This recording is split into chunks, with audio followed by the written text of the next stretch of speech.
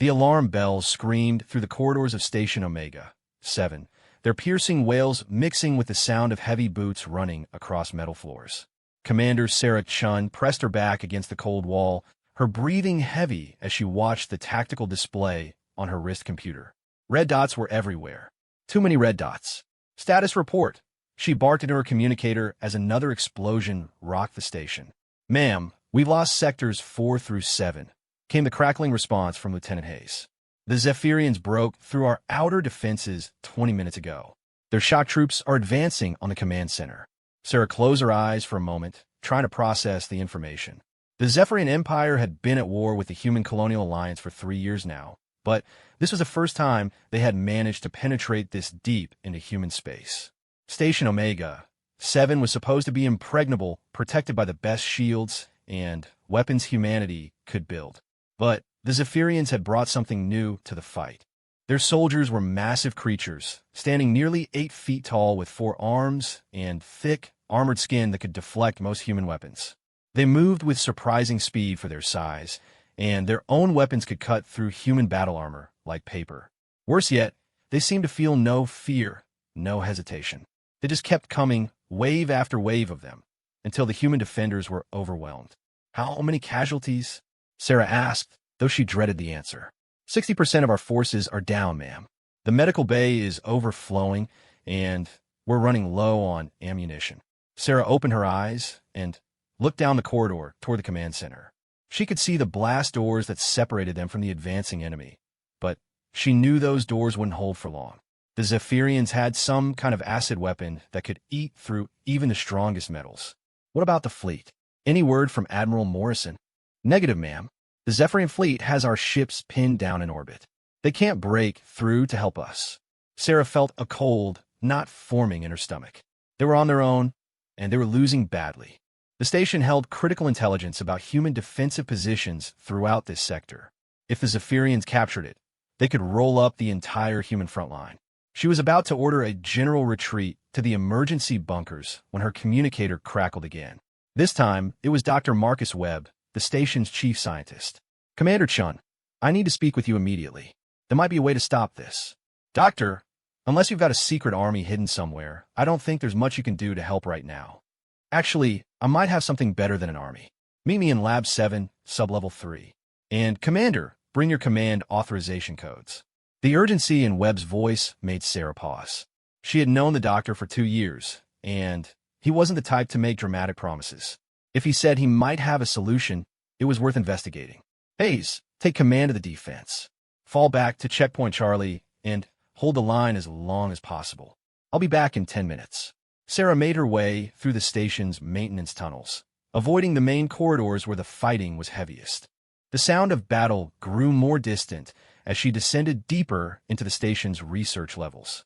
Lab 7 was in the most secure part of Omega 7, protected by multiple layers of security that even most station personnel didn't know existed. When she arrived at the lab, Dr. Webb was waiting for her at a massive reinforced door. The man looked exhausted, his usually neat appearance disheveled, and his hands shaking slightly. Behind him, Sarah could see several other scientists working frantically at computer terminals. Doctor, what's this about? We don't have much time. Webb gestured for her to follow him through the door. Commander, what I'm about to show you is classified at the highest levels.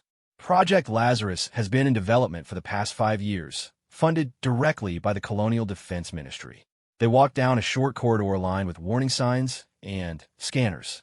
At the end was another door, this one requiring both Sarah's command codes and Webb's biometric signature to open. Beyond it was a room unlike anything Sarah had ever seen. The chamber was circular, with a raised platform in the center surrounded by banks of computers and monitoring equipment. On the platform was a single pod, roughly the size and shape of a coffin, made of some kind of translucent material that pulsed with a soft blue light. My God, Sarah breathed. What is it? It's a human, Commander. Or rather, it was a human. Now it's something much more. Webb led her to one of the computer terminals and pulled up a file marked with the highest security classifications. The screen showed the image of a man in his 30s with short brown hair and sharp green eyes. According to the file, his name was Marcus Kane, a former Special Forces operator who had volunteered for an experimental procedure. 5 years ago, Kane was critically injured during a mission behind enemy lines, Webb explained. His body was so damaged that conventional medicine couldn't save him. But we had just made a breakthrough in genetic enhancement technology. We were able to rebuild him to make him better than he was before. Enhanced how? Webb pulled up another screen showing biological data that made Sarah's head spin. Increased muscle density by a factor of 10. Bone structure reinforced with synthetic materials. Neural pathways enhanced for faster reflexes. He's stronger, faster, and tougher than any normal human could ever be. And his body can heal from injuries that would kill an ordinary person. Sarah studied the readouts, trying to understand what she was seeing. Why wasn't I told about this? Why is he in that pod? Because the process isn't stable, Webb admitted. The enhancements put an enormous strain on his system. He can only be active for short periods before his body starts to break down. The pod keeps him in a state of suspended animation, allowing his enhanced cellular structure to remain stable. Another explosion shook the station, stronger than the previous ones. Dust fell from the ceiling, and the lights flickered. Sarah could hear the sound of energy weapons firing somewhere above them. How long can he remain active? She asked. Based on our simulations, approximately 6 hours before his system begins to fail. After that, we need to get him back into the pod for at least a week of recovery time. Sarah looked at the pod, and the peaceful face visible through the translucent material. And you think he can stop the Zephyrian assault? Commander, during his last training exercise, Kane went up against an entire company of our best Marines. He defeated all of them without taking a single hit. His combat effectiveness rating is off the charts. If anyone can turn this battle around, it's him. The tactical display on Sarah's wrist started flashing red. She looked down to see that the Zephyrians had broken through Checkpoint Charlie. Her forces were falling back to their final defensive positions around the command center. In another 20 minutes, maybe 30 at the outside, the station would fall. What do you need from me? She asked. Your authorization to activate him. And I should warn you, Commander, Kane doesn't remember much about his life before the enhancement process. The neural modifications affected his memory. He knows who he is and remembers his training, but everything else is fragments. He can be difficult to work with. Sarah thought about the 60% casualties, about the critical intelligence that would fall into enemy hands, about the ships full of human colonists that were counting on this station to hold the line. She thought about the alternatives, none of which were good. Do it. Webb nodded and moved to the main control panel. His fingers flew across the controls, entering authorization codes and initiating startup sequences. The pod began to glow brighter, and Sarah could hear a low humming sound as machinery came to life. The revival process takes about 5 minutes, Webb explained. I should mention, when he wakes up, he might be disoriented. The transition from suspended animation isn't pleasant. The pod started to drain, the blue liquid inside it slowly disappearing through hidden channels. As the liquid level dropped, Sarah could see more details of the figure inside. Kane was tall, probably about 6 feet, with a lean but muscular build. His skin looked pale, almost translucent, with dark veins visible beneath the surface. Is that normal? Sarah asked, pointing at the visible veins. Side effect of the enhancement process. His blood carries a much higher concentration of oxygen and nutrients than normal. It gives him increased endurance, but makes the circulatory system more visible. The pod's lid began to open with a soft hiss. Kane's eyes snapped open, revealing irises that seemed to glow with an inner light. He sat up smoothly, showing none of the grogginess that Sarah would have expected from someone who had been unconscious. Status report, he said, his voice calm and controlled. Webb stepped forward. Kane, this is Commander Sarah Chun, Station Commander. We're under attack by Zephyrian forces. The station's defenses have been overwhelmed. Kane swung his legs over the side of the pod and stood up. Sarah was surprised by how normal he looked despite the visible modifications. He was clearly in excellent physical condition, but he didn't look like the superhuman weapon Webb had described. How many hostiles? Kane asked as he moved to a wall locker and began pulling on a black combat uniform. Approximately 300 Zephyrian shock troops, Sarah replied. They've taken most of the station. Our remaining forces are making a last stand at the command center. Kane nodded and continued dressing.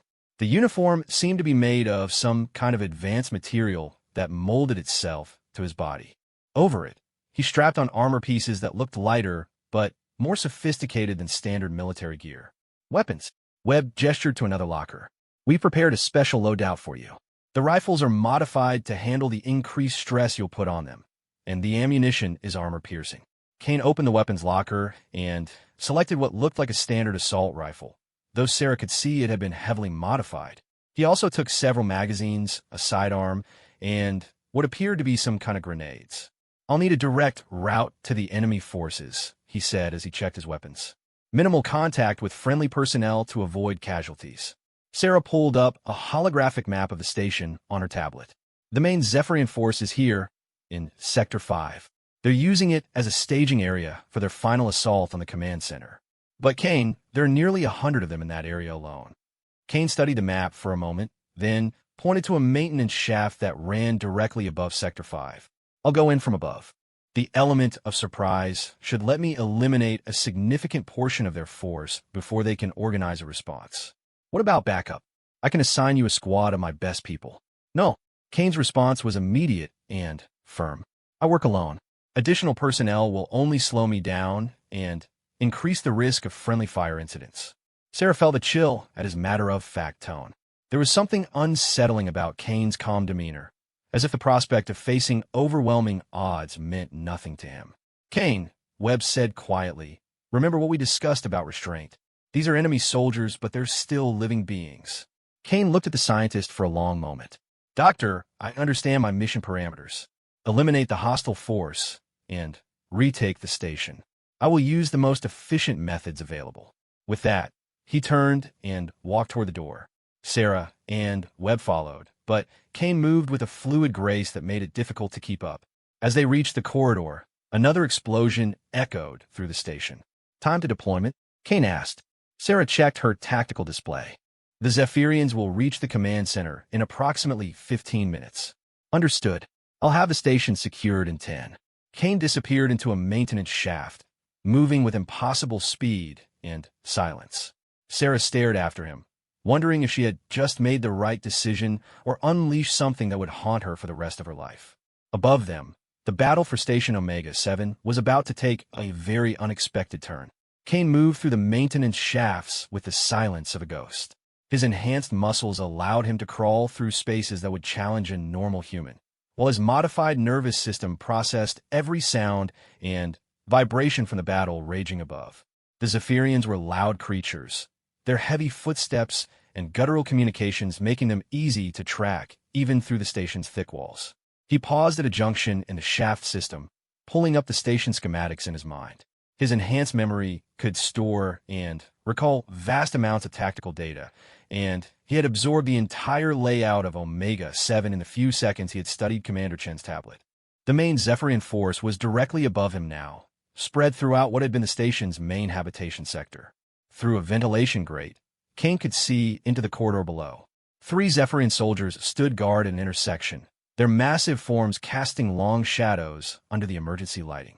Each creature stood nearly 8 feet tall, with 4 muscular arms ending in clawed hands.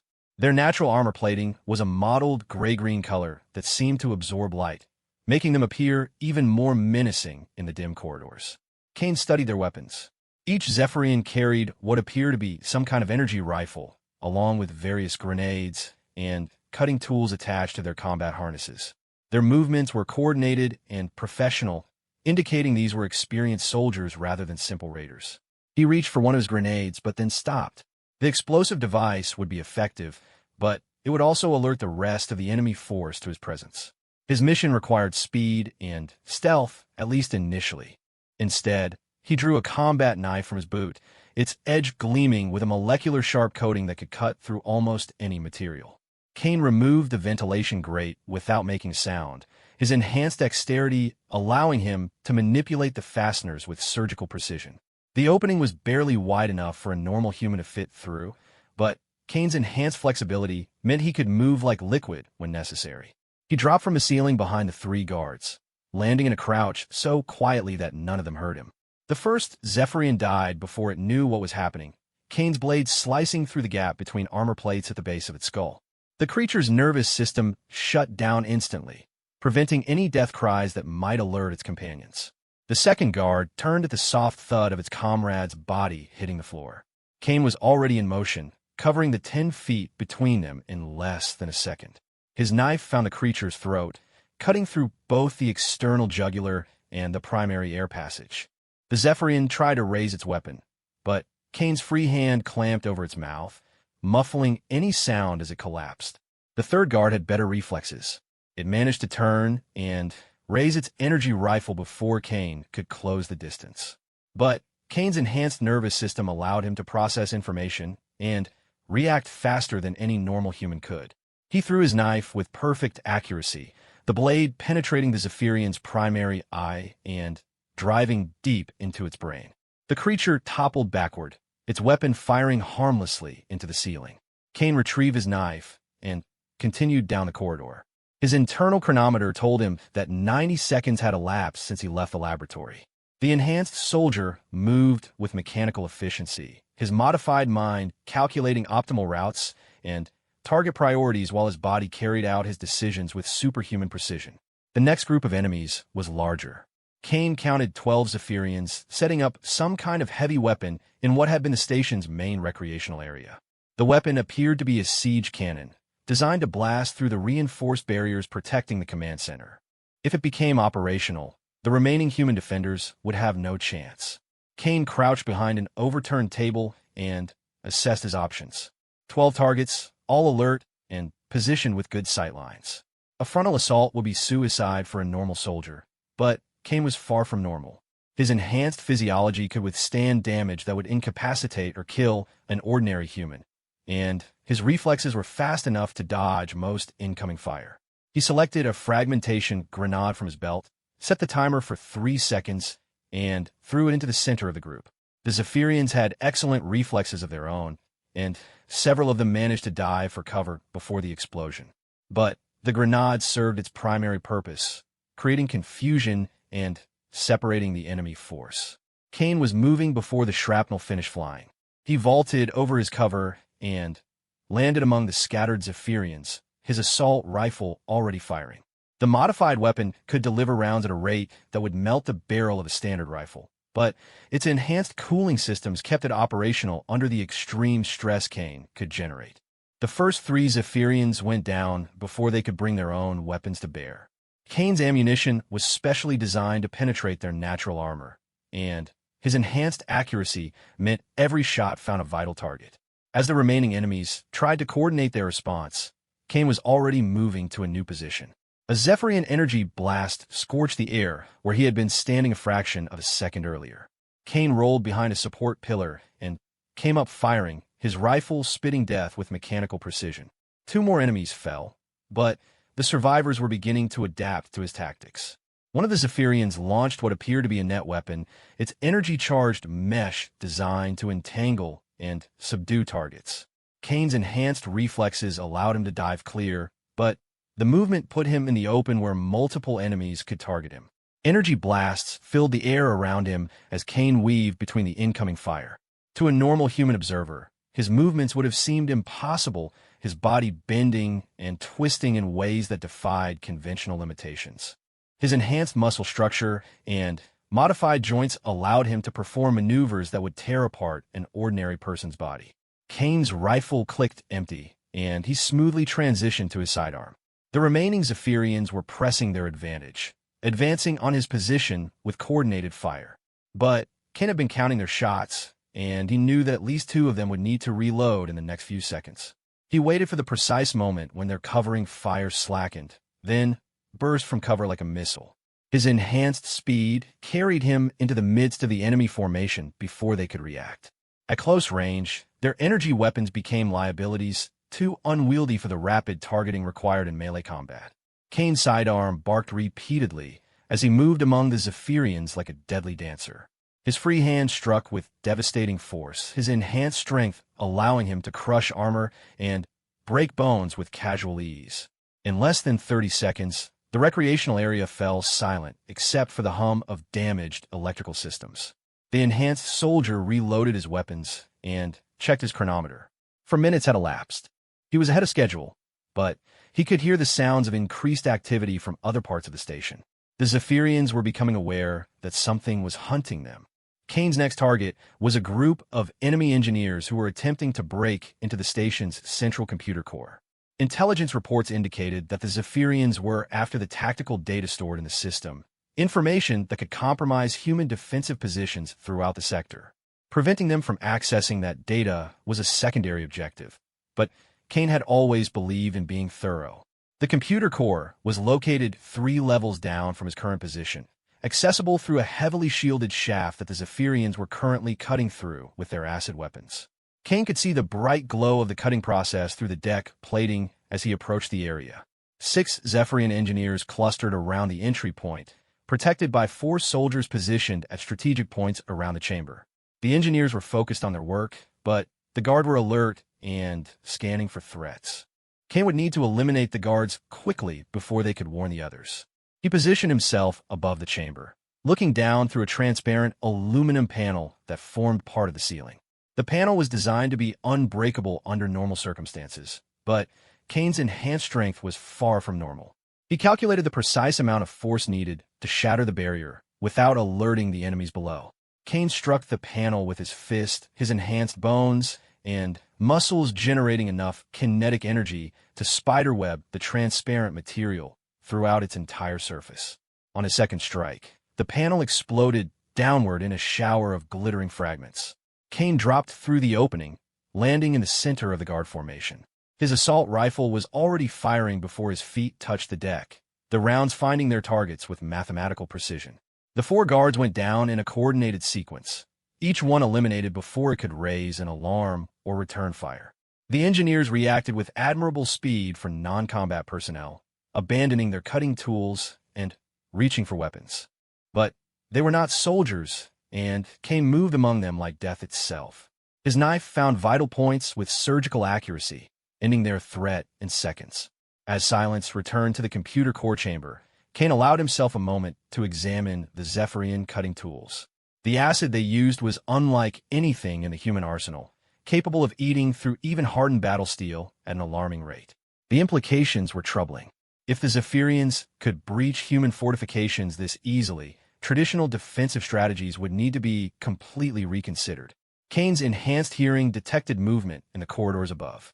Heavy footsteps, multiple contacts, all converging on his position. The enemy was beginning to coordinate a response to his attacks. It was time to shift tactics. He accessed the chamber's communication system and patched into the station's emergency network. Commander Chen's voice crackled through the speakers almost immediately. Kane, what's your status? Phase 1 complete. I've eliminated the siege weapon team and prevented access to the computer core. Enemy casualty count stands at 25. No friendly casualties. There was a pause before Chen responded. 25? In 6 minutes? Affirmative. Proceeding to Phase 2. The remaining enemy force will likely attempt to consolidate their position in the command center approach corridors. I'm moving to intercept. Kane, be advised, we're picking up increased Zephyrian communications traffic. They know something's wrong. Kane smiled grimly as he reloaded his weapons. Good. Fear makes people careless. He moved toward the chamber's exit, but paused when his enhanced hearing picked up an unusual sound from the ventilation system. It was a low, rhythmic thumping, almost like a heartbeat, but much too large to be biological. Kane's tactical analysis subroutines identified it as the sound of heavy machinery in motion, something big enough to shake the entire station's superstructure. Commander, are you detecting any unusual mechanical signatures? Negative, why? Kane frowned, his enhanced mind processing the acoustic data. The sound was growing stronger, coming from the direction of the main docking bay. I'm detecting heavy machinery movement from docking bay 7.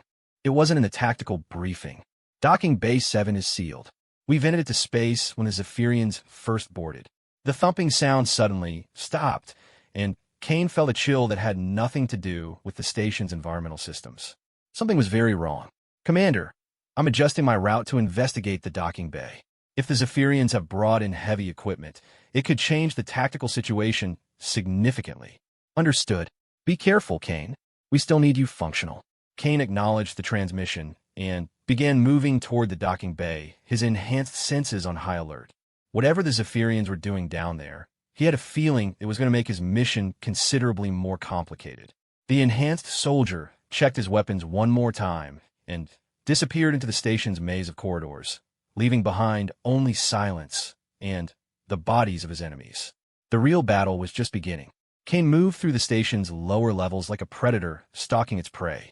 His enhanced hearing continued to pick up the mechanical sounds coming from Docking Bay 7, but now there were other noises mixed in.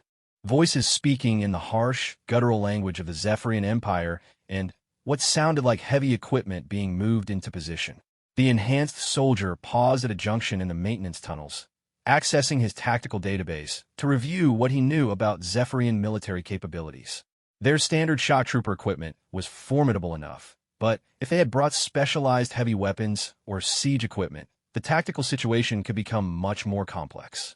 Kane's enhanced memory recalled intelligence reports about experimental Zephyrian war machines, massive constructs that combined advanced technology with their species' natural advantages. Most of those reports have been dismissed as propaganda or exaggeration, but Kane was beginning to think the intelligence analysts might have been wrong. He reached the outer perimeter of Docking Bay 7 and immediately knew his suspicions were correct. The bay doors, which should have been sealed and vented to space, were closed and apparently pressurized. Through a small observation port, Kane could see lights and activity inside what should have been a dead space. Kane activated his helmet's recording system and peered through the observation port. What he saw made him understand why the Zephyrians had been so confident in their assault on the station. The docking bay contained a massive war machine unlike anything in the human military database. The construct stood nearly 20 feet tall, its body a fusion of organic tissue and mechanical components. Kane could see Zephyrian biotechnology at work, living armor that could adapt and repair itself, combined with weapons systems that defied conventional classification. The creature, for lack of a better term, was clearly still under construction.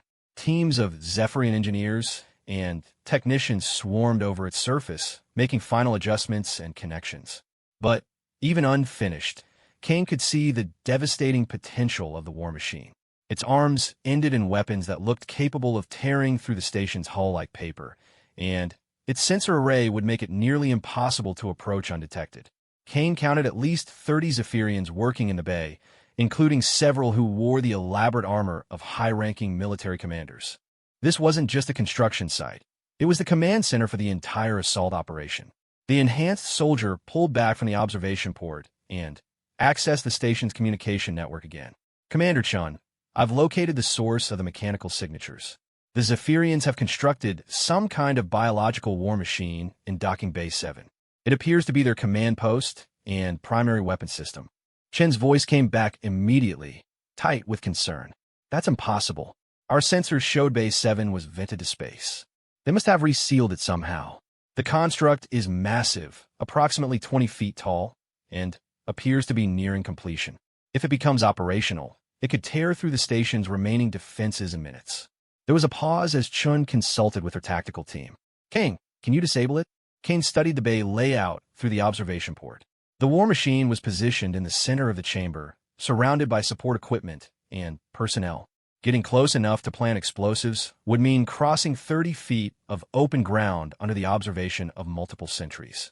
Even with his enhanced capabilities, the odds were not favorable. Negative on a direct assault. Too many hostiles in too small a space. I'll need to create a distraction to draw off some of their forces. What kind of distraction? Kane smiled grimly. The kind that gets their attention. The enhanced soldier made his way to the bay's main entrance, a massive airlock system designed to handle the largest cargo vessels. The Zephyrians had posted guards at the entrance, but they were focused on watching for threats from inside the station rather than someone approaching from the supposedly empty corridors. Kane counted 8 guards positioned around the airlock. Standard Zephyrian shock troopers, armed with energy weapons and working in coordinated pairs. Their positioning was professional but predictable, and Kane's enhanced tactical analysis identified multiple approach routes that would allow him to engage them on favorable terms. He selected a position that would give him clear sight lines to at least half the enemy force and checked his weapons one final time. The assault rifle was loaded with armor-piercing rounds, and he had 4 grenades remaining. More importantly, his enhanced physiology was still operating at peak efficiency. He estimated he could maintain combat effectiveness for another 4 hours before needing to return to the stasis pod. Kane opened fire without warning, his first burst catching two guards who were standing too close together. The modified rifle's rate of fire was devastating, and both Zephyrians went down before they could react. The remaining guards scattered, seeking cover behind the airlock support structures while trying to locate their attacker. The enhanced soldier was already moving, his superhuman speed carrying him to a new position before the enemies could coordinate their response. His second burst eliminated another guard, but the survivors were adapting quickly to his tactics. Energy blasts began to fill the air around his position, forcing him to keep moving. Kane threw a grenade into the midst of the remaining guards, the explosion creating enough confusion for him to close the distance.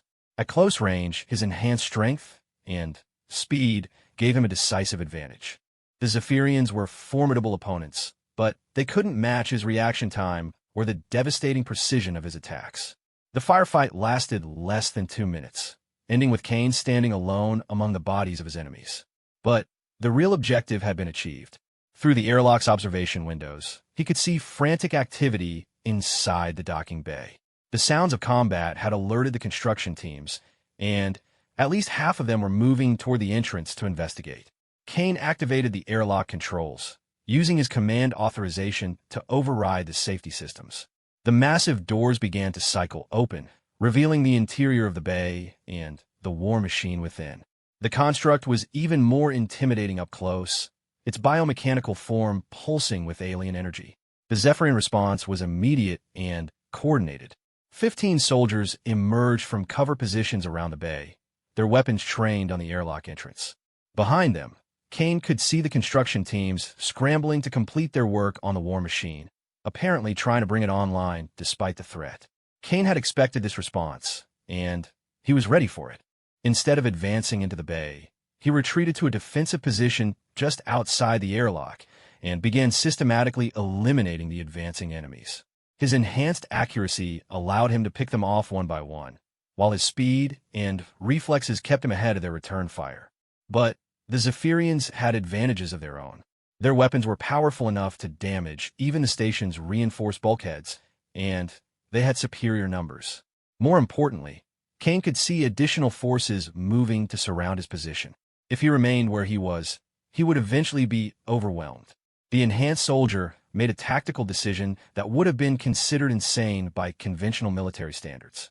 Instead of retreating to a more defensible position, he advanced directly into the docking bay, using his speed and agility to weave between enemy positions while maintaining steady fire.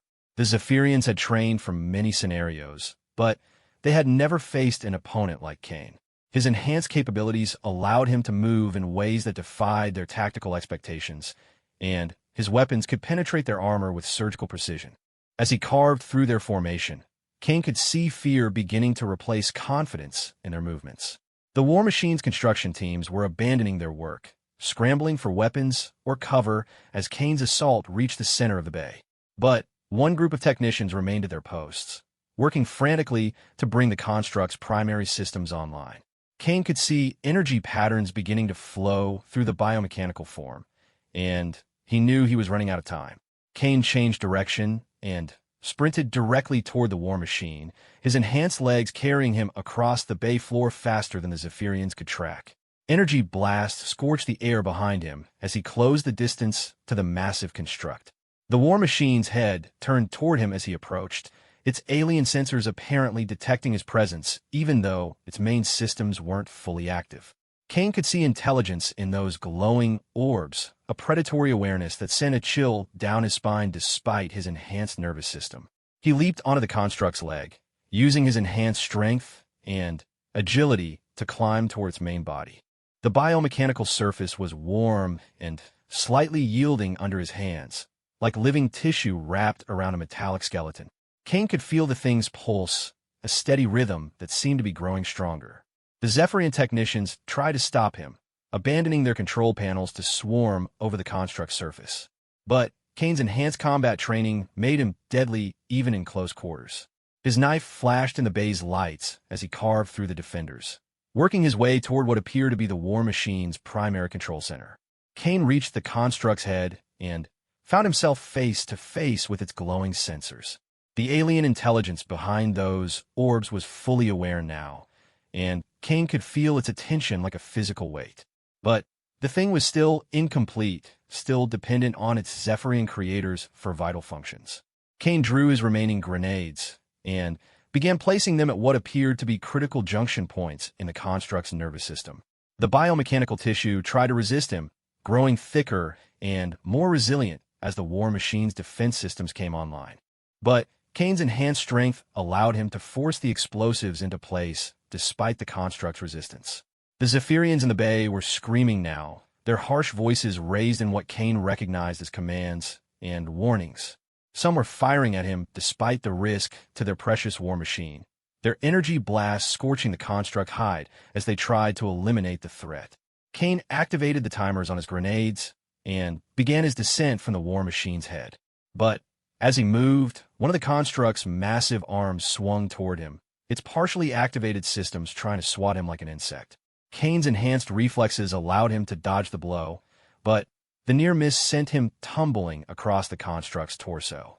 He managed to arrest his fall by grabbing onto a cluster of biomechanical cables, but the effort put him within reach of the surviving Zephyrian technicians. They swarmed toward him, abandoning any pretense of protecting their equipment in their desperation to stop the human who was destroying their masterpiece. Kane fought them off with brutal efficiency, his enhanced strength allowing him to break bones and tear through armor with his bare hands. But the effort was taking its toll. For the first time since his activation, Kane could feel the strain on his modified systems. His enhanced physiology could sustain incredible punishment, but it wasn't unlimited.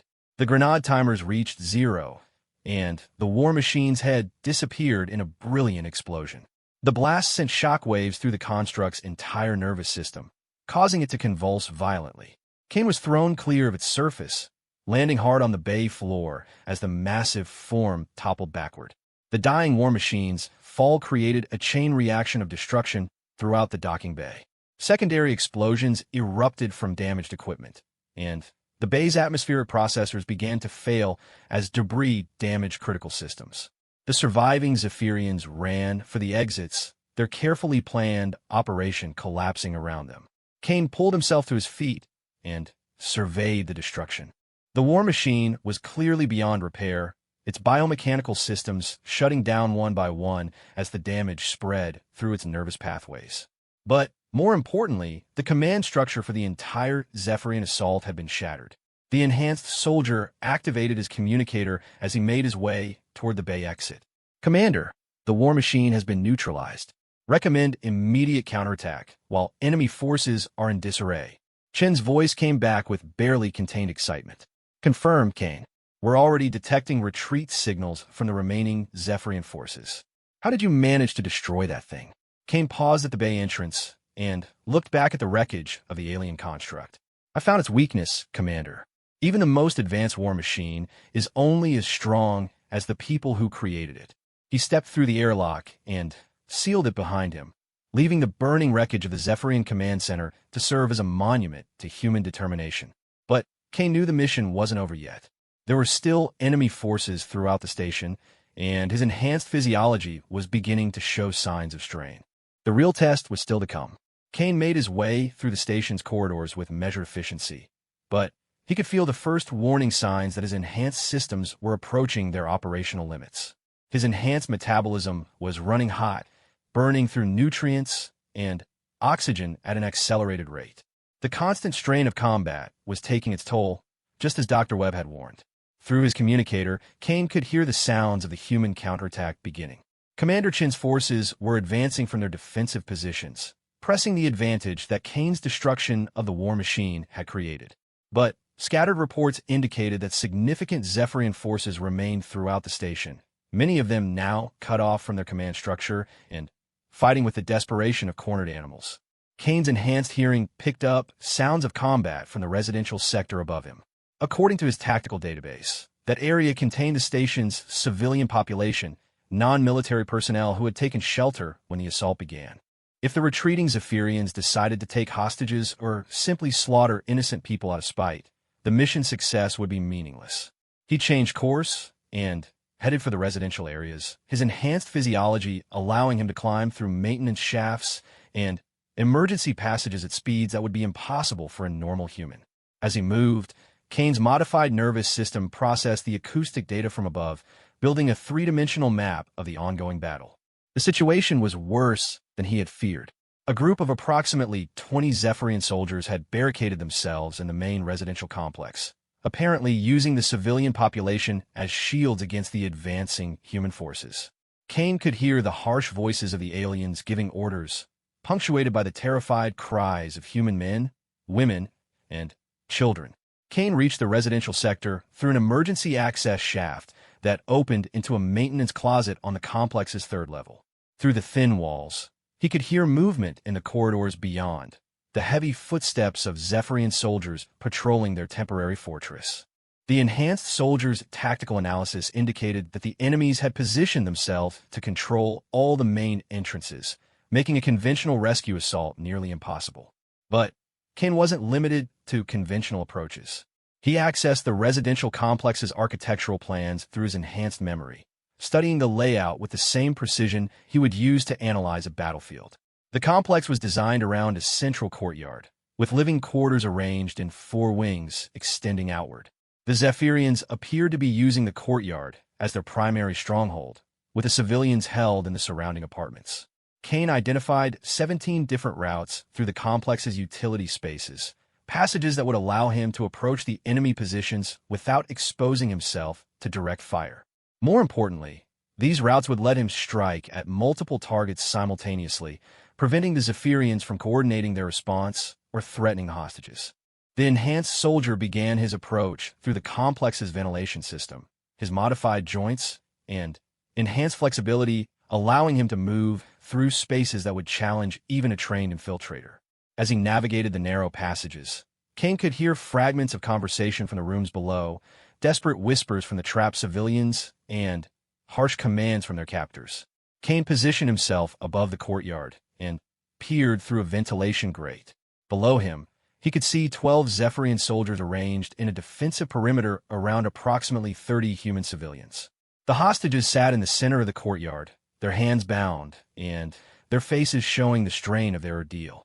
Several appeared to be injured, victims of the initial assault who had been unable to reach the emergency shelters in time. The Zephyrian commander, identifiable by the elaborate crests on his armor, stood near the main entrance to the courtyard. He was speaking into a communication device, apparently trying to re-establish contact with his superiors. Kane's enhanced hearing allowed him to understand fragments of the alien language, enough to know that the commander was requesting extraction for his forces and their hostages. Kane's tactical analysis identified the optimal strike sequence.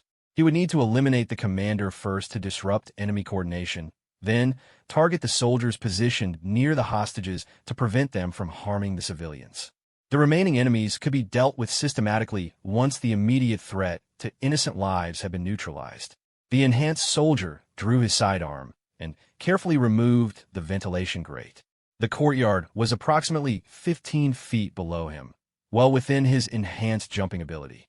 Kane calculated the precise trajectory needed to land behind the commander's position, allowing him to eliminate the primary target before the other enemies could react. Kane dropped from the ceiling like a falling shadow, his enhanced muscle control allowing him to land silently despite the distance. The Zephyrian commander sensed something wrong a moment too late, turning just as Kane's blade found the gap between his armor plates. The alien leader collapsed without making a sound, his communication device clattering across the courtyard floor. The other Zephyrians reacted with impressive speed, but Kane was already moving. His sidearm barked repeatedly as he weaved between them, each shot precisely placed to neutralize threats without risking the civilians. 3 more enemies went down before they could bring their weapons to bear, but the survivors were beginning to coordinate their response. One of the Zephyrians grabbed a human child, using the terrified boy as a shield while he aimed his energy rifle at Kane. The enhanced soldier's tactical systems immediately recalculated, identifying a shot that would eliminate the threat without harming the hostage. Kane's enhanced accuracy allowed him to place a round through the alien's primary eye from an angle that kept the child completely safe. But the effort required to make such precise shots was adding to the strain on Kane's systems. He could feel his enhanced metabolism pushing closer to its operational limits, burning through his body's reserves at an unsustainable rate. Dr. Webb had been clear about the consequences of overextension. If Kane pushed too far beyond his design parameters, his enhanced organs could begin to fail catastrophically. The remaining Zephyrians had taken cover behind the courtyard's architectural features, using the stone benches and decorative walls as improvised fortifications. They were firing in coordinated volleys, trying to pin Kane down while they repositioned for better shots. The strategy was sound, but it failed to account for Kane's enhanced capabilities. Kane vaulted over a decorative fountain, using its central sculpture as cover while he assessed the remaining threats. 7 enemies remained, positioned in 3 groups around the courtyard perimeter. The civilians were mostly clustered in the center, but a few had scattered during the initial exchange of fire and were now trapped between the opposing forces. The enhanced soldier's tactical analysis identified a solution, but it would require pushing his capabilities close to their absolute limits. Kane would need to move faster than he had ever moved before, eliminating all 7 remaining enemies before any of them could target the scattered civilians. Kane exploded from cover like a missile, his enhanced legs propelling him across the courtyard at inhuman speed. His first target was a Zephyrian positioned near a group of elderly hostages. Kane's blade found its mark before the alien could react, but the motion carried him directly into the line of fire from 2 other enemies. Energy blasts scorched the air around Kane as he twisted between the incoming shots, his enhanced reflexes allowing him to dodge attacks that would have been impossible for a normal human to avoid. He returned fire with his sidearm, eliminating one of the shooters, but his enhanced nervous system was beginning to show signs of strain from the constant superhuman reactions. Kane rolled behind another piece of cover and checked his weapon. 3 rounds remaining in the magazine, and for enemies still active. He would need to make every shot count, and he would need to close the distance to use his blade for the final eliminations. The enhanced soldier burst from cover again, sprinting toward the nearest group of enemies. His remaining ammunition eliminated 2 of them, but the effort triggered warning signals from his enhanced cardiovascular system. Kane could feel his modified heart racing beyond safe parameters, his blood pressure spiking as his artificial enhancements pushed his body toward its breaking point. Kane reached the 3rd enemy as his sidearm clicked empty. The Zephyrian swung its rifle like a club, trying to cave in Kane's skull with the weapon's reinforced stock. But Kane's enhanced reflexes allowed him to duck under the blow and drive his knife upward, finding the soft tissue beneath the alien's jaw. 1 enemy remained, positioned behind a low wall on the courtyard's far side. Kane could see the Zephyrian's weapon tracking toward a cluster of civilian hostages, apparently planning to kill as many humans as possible before Kane could reach him. The distance was too great for Kane to close before the alien could fire, and his weapons were empty. Kane made a decision that would have been impossible for a normal human. He grabbed the rifle from his last victim and hurled it like a spear, his enhanced strength propelling the weapon across the courtyard with devastating force. The rifle struck the final Zephyrian in the center of its torso, the impact driving the alien backward and disrupting its aim. Kane was already running, covering the distance in seconds. He reached the stunned Zephyrian just as it was trying to regain its footing, and his blade ended the threat permanently. The courtyard fell silent, except for the sobbing of traumatized civilians and the distant sounds of battle from other parts of the station. Kane dropped to 1 knee, his enhanced systems finally showing serious signs of strain. Warning signals cascaded through his modified nervous system, and he could taste blood where the stress had ruptured small blood vessels in his mouth. His enhanced physiology was approaching critical failure, just as Dr. Webb had predicted. The enhanced soldier activated his communicator with hands that were beginning to shake. "Commander, civilian hostages in Residential Sector 7 have been secured. 32 individuals confirmed safe." Chen's voice came back immediately, filled with relief and exhaustion. "Outstanding work, Kane. The remaining Zephyrian forces are in full retreat. We're detecting their ships withdrawing from the system." Kane tried to stand, but found his enhanced muscles refusing to respond properly. The constant strain of combat had pushed his modified physiology beyond its safe operating parameters, and his body was beginning to shut down non-essential functions in an attempt to prevent complete system failure. "Commander, I need immediate extraction to Dr. Webb's laboratory. My enhanced systems are approaching critical failure." "Understood. Medical team is en route to your position." Kane looked around the courtyard at the freed hostages, men, women, and children who would live to see their families again because of his actions. The mission had been successful, but the cost was becoming apparent. His enhanced body was paying the price for being pushed so far beyond normal human limitations. As the first human rescue teams arrived in the courtyard, Kane allowed himself to collapse against the courtyard wall. His enhanced healing systems were already beginning to work, but he knew that recovery would require returning to the stasis pod for an extended period. The price of being more than human was that sometimes the human part of him needed time to catch up. The battle for Station Omega 7 was over, but Kane's war with the limitations of his own enhanced nature was just beginning. Dr. Webb rushed into the laboratory as Kane was carefully lowered onto the examination table by the medical team.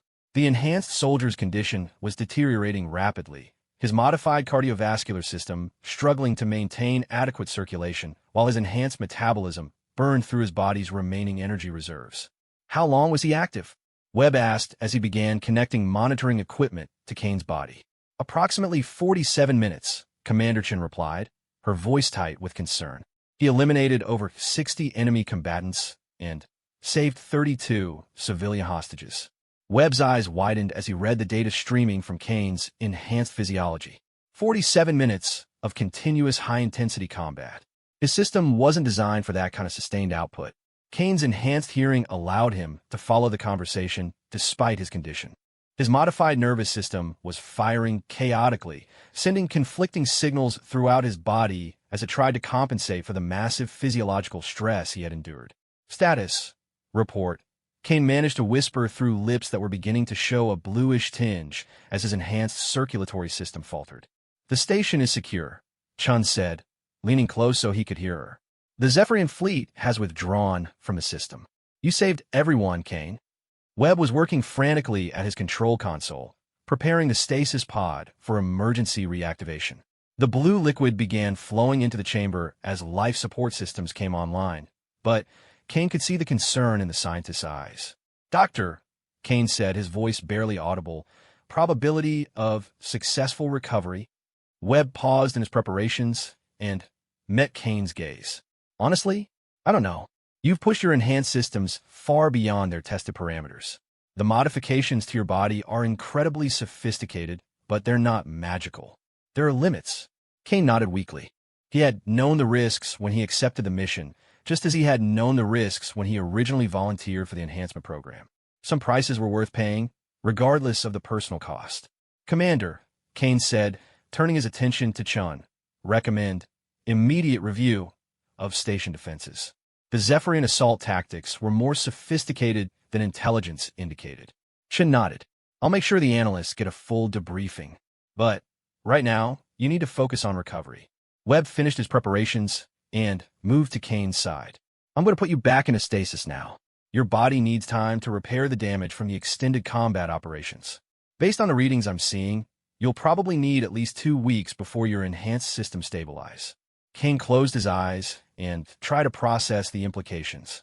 2 weeks in stasis meant 2 weeks of vulnerability, 2 weeks during which humanity would be without its most effective weapon against Zephyrian aggression.